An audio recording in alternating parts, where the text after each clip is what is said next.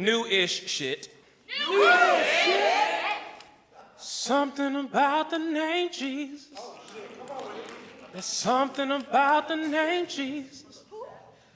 It is the sweetest name I know. The church. The church is where we dress up our tribulation in Sunday's best, put on our most sanctified smiles, and praise dance away the pain. I grew up in the space between pews, around people who treasure hunted through scripture, the hymns billowing from the organ were my lullaby. The taste of communion is as familiar to me as Auntie Wani's mac and cheese on Fellowship Sunday. Church is where I learned about life, where I learned to pray, where I learned to fight without ceasing, where I learned about rejection. The doors of the church may always be open, even if its arms are not. We worship a being who created a universe, so why do we confine God to a building with stained glass windows? Where 2 or 3 poets are gathered, there shall God be in the midst of a cipher.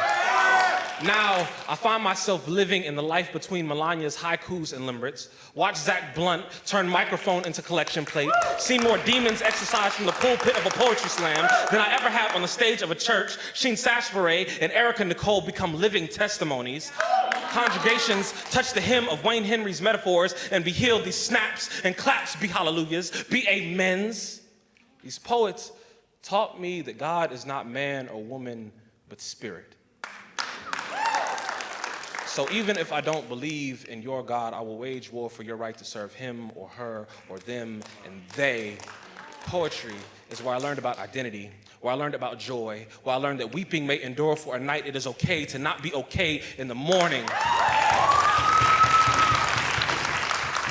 So I want you to turn to your neighbor and say, neighbor, embrace me.